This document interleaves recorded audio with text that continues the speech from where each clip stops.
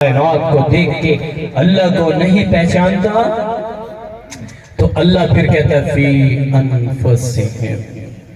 چلو تینوں نہیں نظر آتا آسمان، تجھے زمین نظر نہیں آتی، پہاڑوں کی بلندیاں تجھے نظر نہیں آتی، ہوا فضا خلا تجھے نظر نہیں آ رہے، کہ تجھے یہ پتہ نہیں بتا رہے جنگلات پودے پھول کلیاں اٹکیلیاں کرتے ہوئے جانور، اڑتے ہوئے پرندے، گنگناتے ہوئے پرندے، بہتے ہوئے پانی، چلتے ہوئے پانی، گرتی ہوئی آبشاریں، برف پوش چوٹیاں اور آندھی طوفان بگولے، رات اور دن کا اجالا اندھیرا اور رات کے ستارے، سورج کی چمک روشنی اور چاند کی ٹھنڈک اور سمندر کی موج، یہ ساری چیزیں اگر تجھے نہیں پتہ بتا رہی تو میرا بندہ فی انفسہم، چلو چھوڑ جہان کو، اپنی ذات میں دیکھ، تجھے تیرے اندر اللہ ملے گا.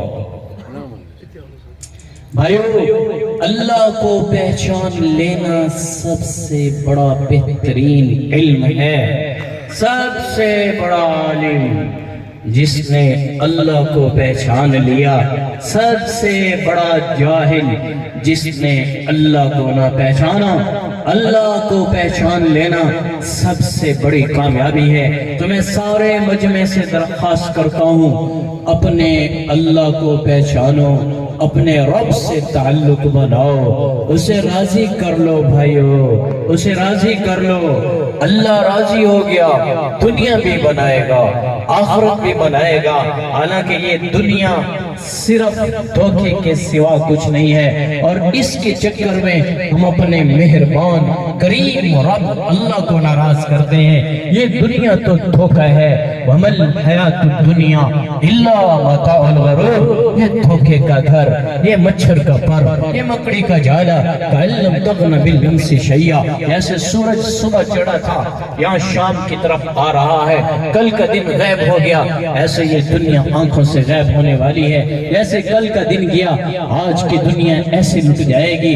اعلموا انما الحیاۃ الدنیا لعب ولهو وزینۃ وتفاخر بینکم وتکاثر فی الاموال والاولاد کمثل غیث اعجب الکفار نباته ثم یہیج فتراه مصفرا ثم یکون حطاما وفی الاخرة عذاب شدید ومغفرۃ من اللہ رضوان وما الحیاۃ الدنیا الا متاع الغرور کالسراب بقیۃ یحسب الظمآن الماء. یہ دنیا ساری فریب ہے. اللہ کا واسطہ دے رہا ہوں، گرمیوں میں تم دیکھو گے سڑک پر پانی ہے. ہمارے چونکہ صحرا نہیں ہے، یہاں قرآن کی آیات ریت کے زراعت کو بیان کر رہی ہے، لیکن چونکہ ہمارے ہاں اتنے صحرا نہیں ہے. تمہارے یہ شاید یہ چوک اعظم کی طرف جاؤ تو کچھ صحرا آ جاتا ہے، 18 ہزاری سوپر جاؤ یا پھر سندھ میرپور خاص کی طرف چلے جاؤ، ادھر عمر کوٹ کی طرف صحرا تھوڑے تھوڑے ہیں، یہ بہت مختصر صحرا ہے. لیکن اگر ہمیں ریت پہ پانی نظر نہیں آتا تو قرآن کی آیت کے مطابق یہ سڑک پر گرمی میں دور سے پانی نظر آتا ہے. اگر اس پانی میں نظر آنے والے بطخ، صدف، چکور، موتی، مچھلیاں، مینڈک، کچھوے، تو جب آگے آدمی جاتا ہے پانی نہیں ہوتا، آنکھوں کا فریب ہوتا ہے، تو اس میں نظر آنے والی ہر چیز خود بخود دھوکا ہو گئی. اس لیے مالک الملک، دو جہان کا بادشاہ اللہ اس پوری کائنات کو بتا رہا ہے یہ ایک دھوکا ہے، یہ ایک فریب ہے. اس فریب سے خود کو بچاؤ، اللہ سے تعلق بناؤ، موت کی تیاری کر لو، موت کی تیاری کر لو، آخرت کی تیاری کر لو. موت بڑی سخت چیز ہے. لوگ کہتے ہیں مرو اس ہیں تو ڈٹھی جاسی.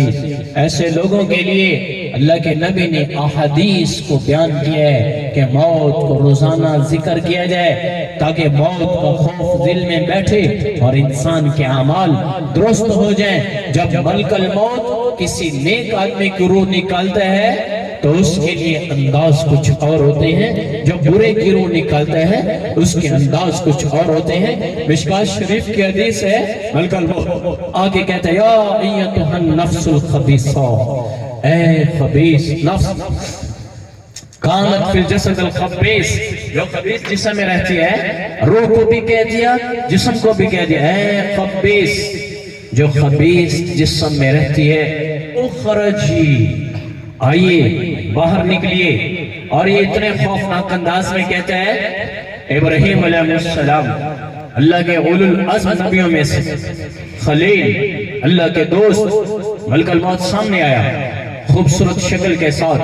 تو ابراہیم علیہ السلام کہنے لگے ملک الموت تو برے آدمی کی روح کیسے نکالتا ہے؟ تو وہ کہنے لگا آپ نہیں دیکھ سکو گے. کہ نہیں، میں اللہ کا رسول، میں اللہ کا خلیل، میں اللہ کا نبی ہوں، مجھے دکھاؤ. تو ملک الموت نے کہا اگر آپ بازد ہے تو چلو.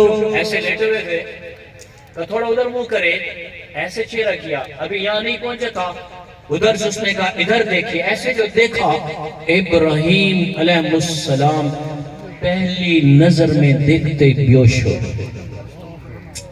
کہ برے آدمی کی روح نکالنے کے لیے ملک الموت اس خطرناک اور خوفناک شکل کے ساتھ آتا ہے. اور جب اسے کہتا ہے یا ایتھا النفس الخبیثہ، اے خبیث نفس، کانت فی الجسد الخبیث، جو خبیث جسم میں رہتا ہے. خبیث کیوں کہا؟ کہ ساری عمر مسجد سے صدا آتی رہی حی علی الصلاۃ، حی علی الفلاح، نماز پہ آ جاؤ، اپنی کامیابی ہے. اس نے کہا سردی بڑی ہے، کیویں جاؤں بسترا چھوڑ کے، دکان پہ گاہک ہیں کیسے جاؤں، مہمان ہیں ڈیرے پہ کیسے جاؤں، سفر میں ہوں کیسے رکوں، نیند بہت آئی ہوئی ہے، گرمی بڑی ہے، سردی بڑی ہے، نماز پہ نہ گیا، ساری عمر پیغام سنتا رہا، سود اللہ سے اعلان جنگ ہے، یہ سود پہ تجارت کرتا رہا ساری عمر.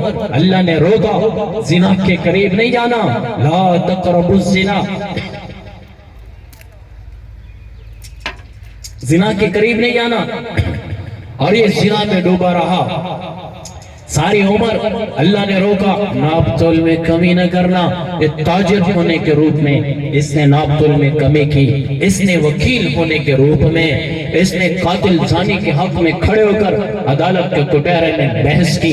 جج ہونے کے روپ میں اس کو پتہ تھا مجرم ہے، لیکن اس کا قلم اس کے حق میں چلا. ڈاکٹر ہونے کے روپ میں مریض کے لیے یہ تاجر بن گیا. ڈاکٹر تاجر بن جاتے ہیں، طبیب بننے کے بجائے وہ ڈیلنگ کرتے ہیں. اور کتنے غریبوں کے بچے وپار کراچی پلاٹوں پہ سسک کے مر جاتے ہیں، اور ڈاکٹر اپنی فیس سے نہیں ہٹتا ہے، میری فیس اتنی ہے. ڈاکٹر ہونے کے روپ میں ظالم، تاجر ہونے کے روپ میں ظالم، ریڑھی والا ہونے کے روپ میں ظالم، بیٹا ہونے کے روپ میں ظالم، بیٹی ہونے کے روپ میں ظالم، باپ اور ماں ہونے کے روپ میں ظالم. ساری عمر اللہ اور اس کے رسول کی مخالفت کرتے رہے. آج یہ عورت جا رہی ہے، آج یہ مرد جا رہا ہے، سب کے لیے ملک الموت کہہ رہا ہے او خبیث، جو خبیث جسم میں رہتا ہے، اخرجی باہر نکل. اب یہ تڑپ کے کہتے ہیں، یہ ساری باتیں ہو رہی ہوتی ہیں، یہ کہتے ہیں کہاں؟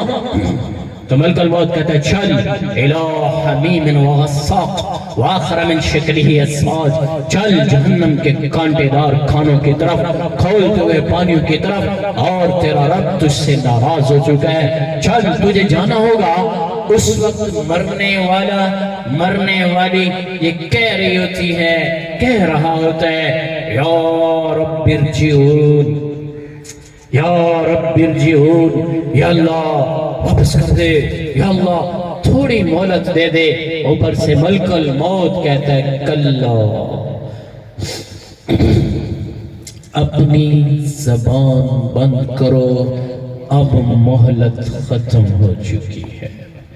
اللہ کریم ہے، جب تک سانس اکھڑتی نہیں، کرم الگ جگہ پر، فضل الگ جگہ پر، ضابطہ الگ ہے. جب تک سانس اکھڑنا شروع نہیں ہوتی، ما لم یغرغر، توبہ کا انتظار کرتا ہے.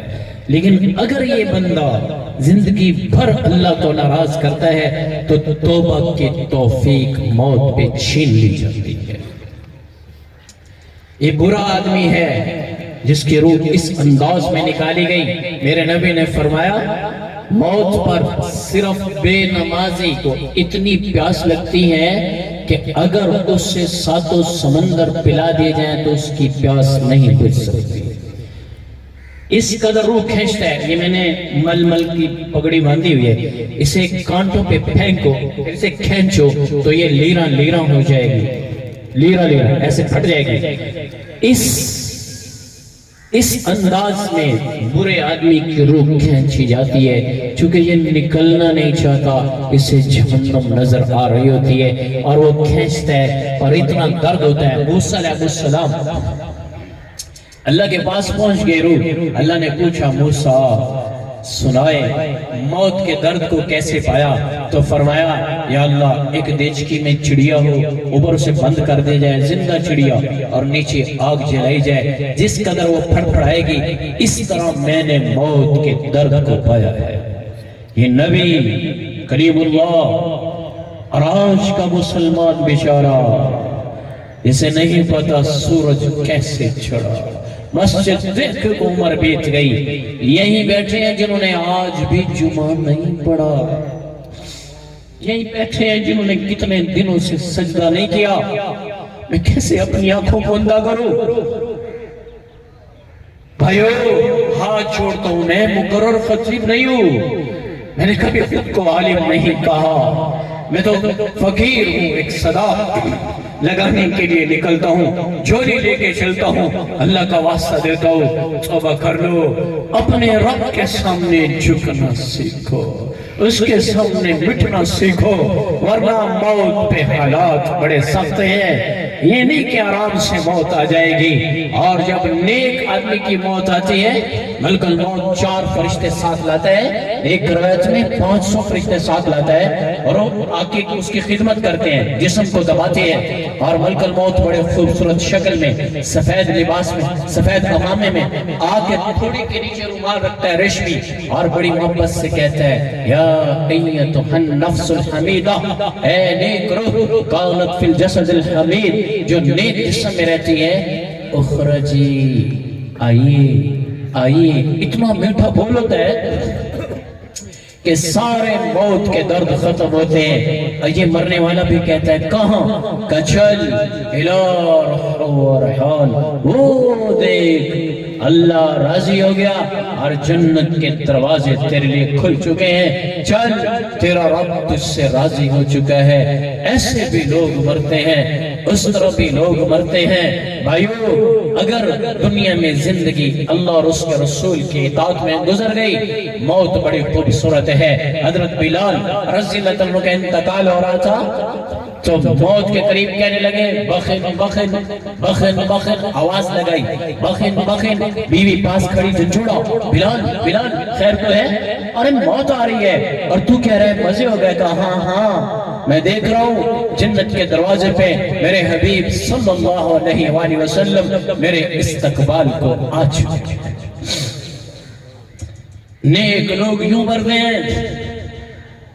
کشمیر میں میرے ایک دوست قاری اعظم صاحب, ان کی والدہ کا انتقال ہو رہا تھا تو سارے خاندان والے اکٹھے ہو گئے, تو بیٹے کو بلایا, سب کے سامنے حافظ تھے, اور اپنے شوہر کو بھی بلایا اور فرمایا اعظم چھوٹا بیٹا ہے میرا, اس کا خیال کرنا, قیامت کو معاف نہیں کروں گی. پھر بیٹے سے کہا بیٹا میں کلمہ پڑھ رہی ہوں, میرا کلمہ سنو. پھر 4 کلمے پڑھ دیے. پھر فرمایا بیٹا میں نے کلمے ٹھیک پڑھے؟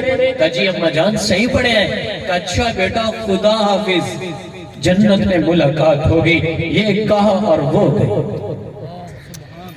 ہائے ایسی موت ہمیں نہیں پتہ ہے, مجھے تو اپنا بھی نہیں پتہ ہے کہ موت ایمان پہ آتی ہے یا نہیں آتی. اس لیے تھانوی صاحب رحمہ اللہ تعالیٰ نے لکھا ہے کوئی آدمی فرعون سے خود کو افضل نہیں کہہ سکتا. موت سے پہلے کوئی پتہ نہیں ہے موت کس مذہب پہ آتی ہے, کس حال میں آتی ہے. لیکن بھائیو صرف ضابطے کے تحت جب زندگی گزرتی ہے اللہ پہ امید لگتی ہے, شاید اللہ راضی ہو جائے. آؤ بھائیو آج نیتیں کرتے ہیں کہ آج کے بعد آج کے بعد اللہ کو راضی کریں گے، اور اللہ کو راضی کرنے کے لیے اللہ نے ایک ہی حبیب بنایا، ایک ہی رسول بنایا، ایک ہی کو رہبر بنایا، ایک ہی کو رہنما بنایا، ایک ہی کو سارے عالم کے انسانوں کے لیے